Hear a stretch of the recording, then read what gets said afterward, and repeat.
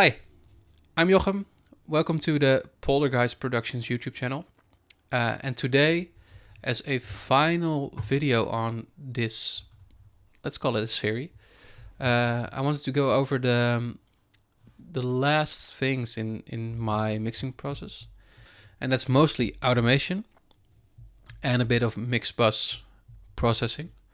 It's very depending on the type of project which Mixbus processing is needed, but automation will always be there because otherwise your mix will sound like very uneventful, basically. So in my project you see these bus channels, which I use for the automation. And to be honest, there's not very much going on in this project. It will be more when there's vocals, because vocals tend to be, at least in my experience, one of the most dynamic elements in your mix. And basically you need to even it out or give it like the volume, the volume it needs, basically. Other than that, there's some processing on the kick drum, automation, and on the snare drum. I took out a bit of the whole shells bus in the verse, and that's again for the overall dynamics for the song. And there's a bit of automation in the rhythm guitars where the lead come in, and a bit of automation in the orchestration in the last part because I thought it was just too overpowering. Let me hide the reference tracks because they're not relevant. And last but not least, there's a bit of automation on the Mixbus as well. So let's just go over the different types of automation I use. They're very subtle, but they always serve a purpose. So in this case, for the kick drum, you see it just dips from time to time, and that's either because it's a like in the verse it just needed to be toned down a bit, or it's during a specific part of a double kick part where I thought it was unrealistic how loud it was played. Just to add a bit of humanization, especially in a programmed drums. When I program drums, and maybe I'll make a video on that at some later time, but I always try to make it as human as possible, and that means like taking a look at velocities, making sure like the first hit is usually harder in the case of kick drum when you do a longer double bass part, and then it dips down a bit because either legs get tired or your left leg is a bit less strong than your right leg if you're right-handed, those kind of things. And not every snare hit is as loud as the other, so I try to humanize it in that sense. And sometimes at the mixing stage I come to the conclusion that it needs a bit more, so you hear it, you see that here. So let's listen to the kick drum. The changes are subtle. I'll make this a bit bigger so you see the dip a bit better. So we first do a part of the intro and then the verse where it just gets a bit more quiet.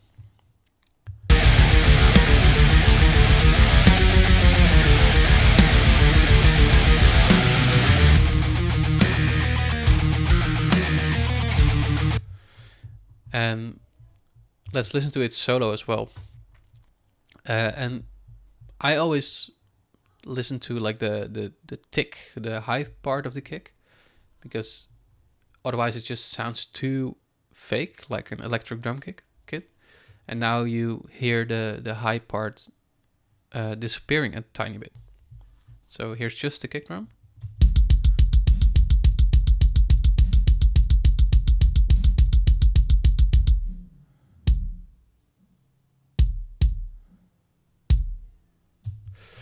Yeah, so it's again very subtle, but I think it's necessary to make it feel more alive, basically. Let's focus on this part, and let's solo the drums for now. So I chose to dip this part of the double kick, even though it goes further than that. And let's see if we can hear why.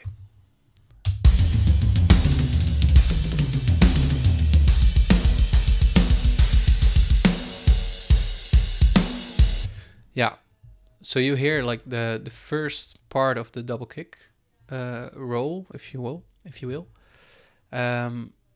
is still part of the build up, and then from bar 42,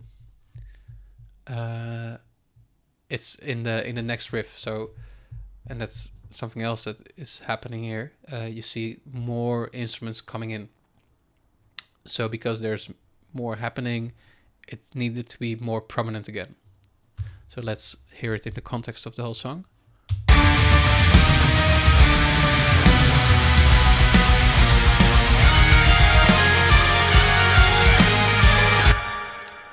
And you really hear it more.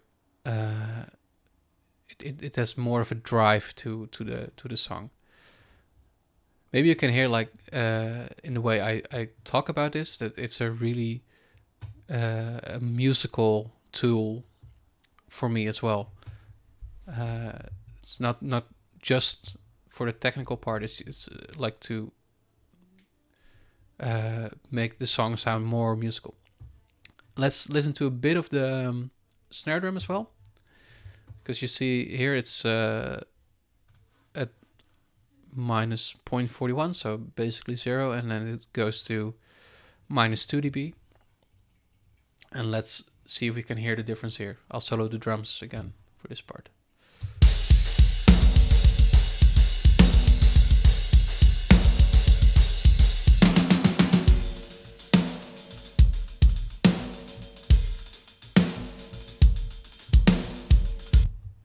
So you hear it's a subtle difference again, but it serves the purpose of the song, because in the context it gets quieter again, and in the first two part it's the part with just the piano and the orchestral instruments and the bass guitars playing, but the guitars are gone.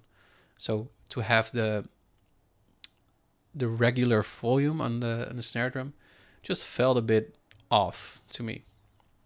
Let's hear it in the context of the whole song.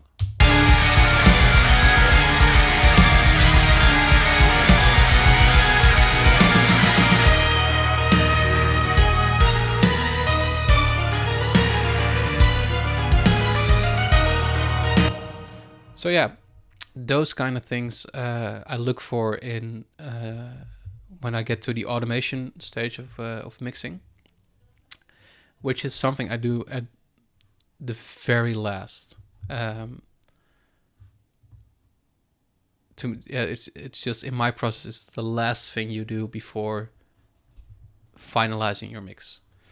Let's take a quick look at the rhythm guitars, and they dip a bit, and I say it's a very tiny amount. It's almost 2 dB, but just to give some space to the lead guitars, and that's a very well-known trick, if you will, in automation.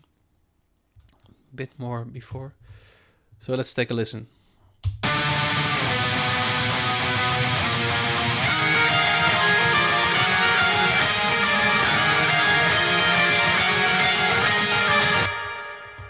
So yeah, it's very subtle.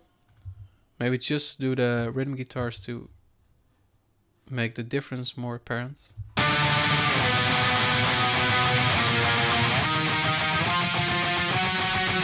So soloed, you really hear it. It's almost ugly, like the way it dips. It's very audible, very sudden. But I think together with the lead guitars, it just makes sense.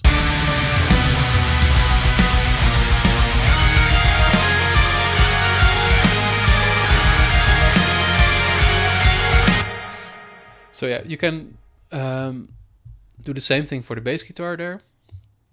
But I kind of liked it, that it gets a bit more present in the mix, which makes the mix in itself more dynamic as well. Then finally for the automation, there's a bit of a crescendo going on in the last part, which is just to make the ending more bombastic, more epic. So let's focus on the orchestration part first and try to listen to the increase in volume.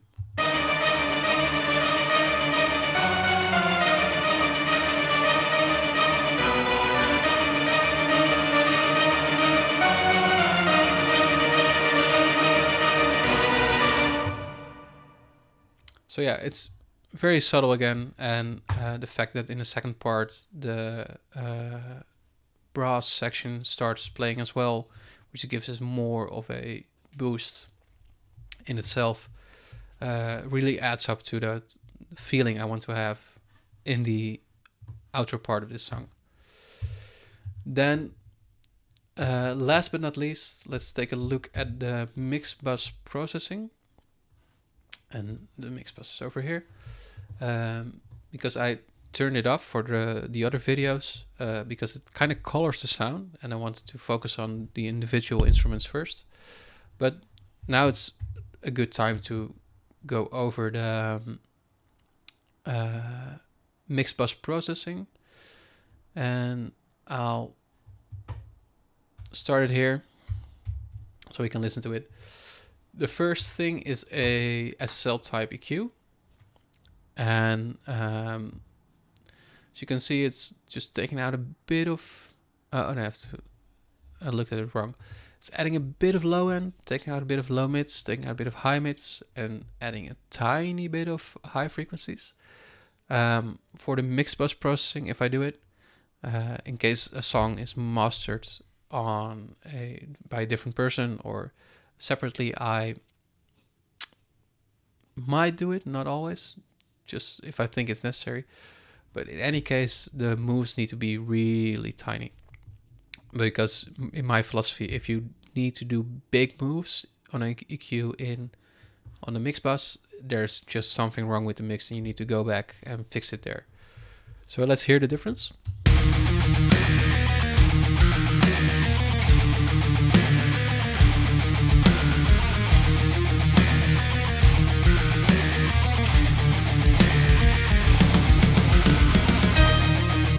Yeah, very subtle. Just gives it a bit more presence, a bit more body, and it takes out a bit of the mid frequencies. Then the next step is, and I'll move a bit further in the song for this, to the chorus, or what I dubbed the chorus. It's a mid-side EQ, so that's basically means that you treat the center portion different from the left-right portion, and I take out a bit of the low frequencies in the side to give the higher frequencies a bit more room to breathe, and then I tame the high frequencies where I thought it needed to be tamed a bit. Again, very subtle because of the same philosophy. Let's hear the difference.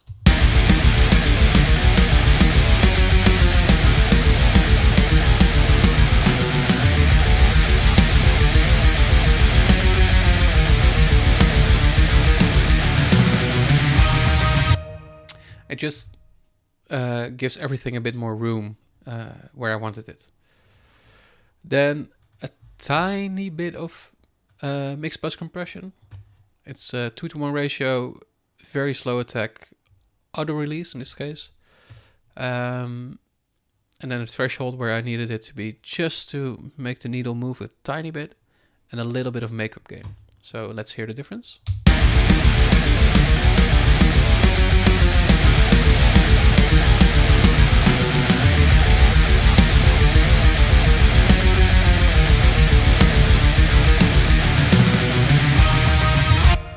So yeah, you saw that I needed to lower the threshold a little bit, and that's because in the process of making these videos, I changed a few tiny things, and because it's such a subtle compression move, it wasn't doing anything anymore.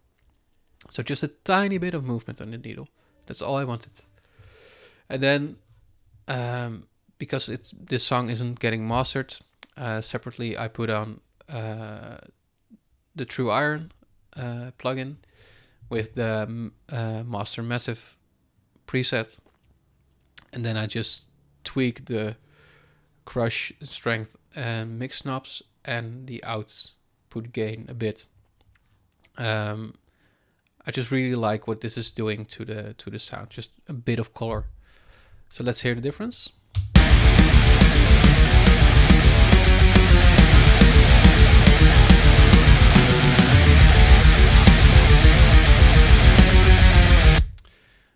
Again, just a bit more body. It sounds fuller, and it also adds a bit of volume as well. And I don't mind that, because in the end, and that's the only plugin I kept on for the entire for all the videos, it's the Flatline 2 in the hybrid setting. So it's yeah, they call it intelligent maximizer. Talking is hard. So it's a combination of the clipper and the limiter. I'll link the channels, the transients and the sustain, around 28% in this case. Bit of look ahead, 31 millisecond attack, 60 millisecond release. I always put the ceiling at minus 0.03 dBs, and that's just to make sure it never clips above 0. And then I'll put the threshold to the point where I get the loudness I need for a mix. So let's quickly hear the difference, and you hear like a lot of difference in volume as well. So here we go. Maybe you can see a bit of clipping as well. Not sure. No, we won't.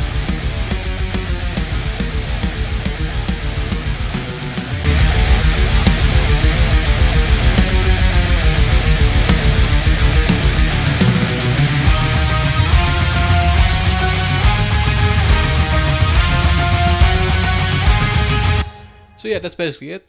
You see, it's not a loud mix in any way. Minus 10 LUFS, I guess. And if I master something for an actual release, I try to aim for minus 7, which tends to be, for me at least, the sweet spot between a very loud mix and a pleasant mix. But yeah, that's it. I have nothing more to tell you. No, I have loads more to tell, but for the purposes of this video, this is it. Thank you so much for watching. Please like, comment, subscribe, do all the YouTube things, and I'll see you in the next video. Bye bye.